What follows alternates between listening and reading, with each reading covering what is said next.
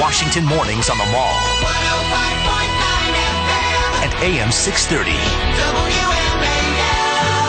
7:07 on WMAL, where Washington comes to talk. Brian Wilson, Larry O'Connor with you this morning.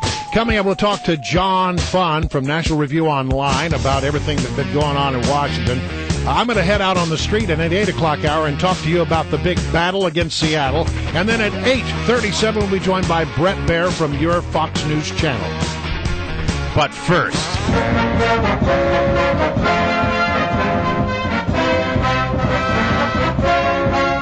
greatest fight song of all time. oh, wait. To the All right, hold on. I'm all for the Redskins.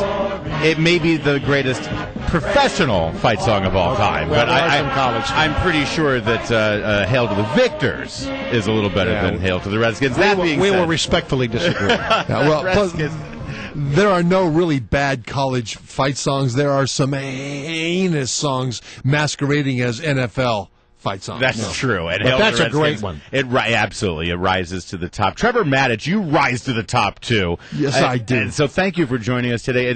May I just say, I have never seen more Redskins paraphernalia than I see walking around town. Everyone's wearing them, bus drivers and metro guys. I don't even think they're allowed to, but I think that the bosses are looking the other way. Redskin logos everywhere. Yep. Yeah, and you know who's the happiest in the whole world about that? Daniel Snyder. Thank you very much. Sure. Yeah. He's just raking it in, isn't he? He's sitting on $1.5 billion franchise. Every nickel counts. Well, good, because that money goes to pay for our stars. And how are our stars feeling this week? Our stars are not feeling like we want them to feel. Starts with RG3. His knee is not up to speed yet. Well, I thought he said he was going to be 100%. Yeah, that's what he said. And but you don't lying, believe him. And it's okay. He's lying. NFL coaches and players are allowed to lie through their teeth in press conferences to reporters about certain things. It's okay.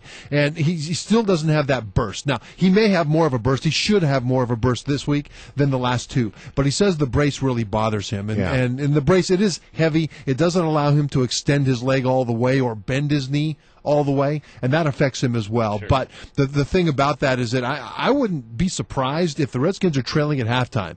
If he just says, forget it, I'm taking the brace off and let it go for broke. That's what I'm wondering. You got nothing to lose at that point. Right. Well, however, we have 10 years of RG3 playing for us to lose. I mean, how cautious are they in terms of? I mean, it's back to the question with the Nationals, and how much do you risk here now that you're in the playoffs versus playing for the future? That's a good point, and you don't risk the future. But we're several weeks into this thing now, and so I think now it's a lot less likely to have a long-term problem because of overuse. You could still have it re-injured by getting it hit.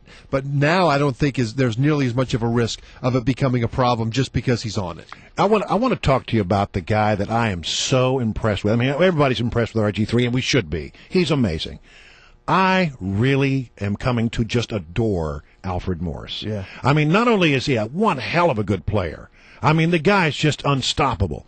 But when you hear him interviewed, he's a humble and very thoughtful and just it seems like a really nice guy. You know, what's interesting about that to me is that he is, and he legitimately, genuinely is a nice guy. I mean, you want to put a bow on his head and take him home for Thanksgiving, and yeah, wait till he gets an family. agent, right? And everything will change. Yeah, he's underpaid now, I guess. But the thing about that is that a lot of nice guys have a lot of pent-up anger because they don't let it out. If somebody says something to them or does something that makes them mad, they're just nice and they're calm and they don't let it bubble to the surface. They're nice about it, but that's still in there. And this is a guy that appears to let all that out on game day. Man, and does he?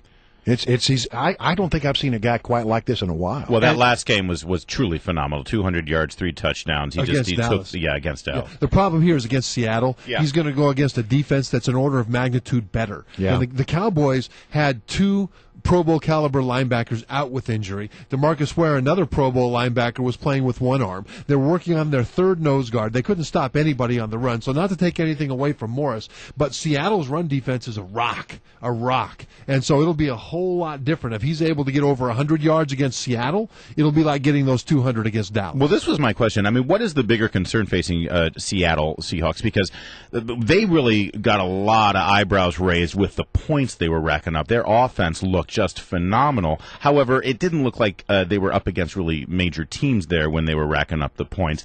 What was overlooked was the fact that they actually shut out a team this year. What was it, like 51-0 or something like that? It was a ridiculous score. That doesn't happen in the NFL. Is the defense actually to be feared more than their offense? Yeah, they crushed the 49ers. I mean, crushed the 49ers. That's a good football team.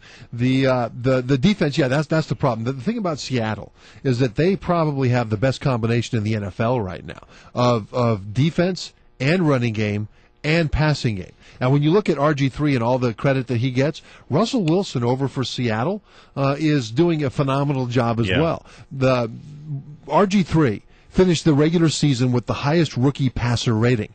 That would have been Russell Wilson, who finished number 2, just 2 points behind him, if it weren't for RG3. So it's going to be a fun game to watch. Right, and the thing of RG3, much faster if he's fully healthy. But if he's not, then you've got Russell Wilson, who's also running the zone read, also putting in a little bit of option principles in there. Now, the big difference is that RG3 6'2", Russell Wilson's listed at 5'11". That's very optimistic. So they've got to get him out of the pocket so he can see downfield. And so if the Redskins can keep him in the pocket, it'll help him a little bit. But so far, no one's been able to stop Russell Wilson for the Seattle Seahawks. Well, Trevor, we're not a sports station, but we are a DC station. This is where Washington comes to talk, and Washington is talking about the Redskins. And Brian, a little later in the show, is actually going to go out onto the street here in the neighborhood and is going to bring in some live folks there on the street and talk about them. Do you want to join him? Yeah, would you come over and join me? I would love to. I mean, how much does it cost? No, I'll let you do it for free. Oh man! All right. All right. So what's going to happen then is that about 8:07. I'm going to be over on Wisconsin Avenue with this live box. So we'll be live on the air.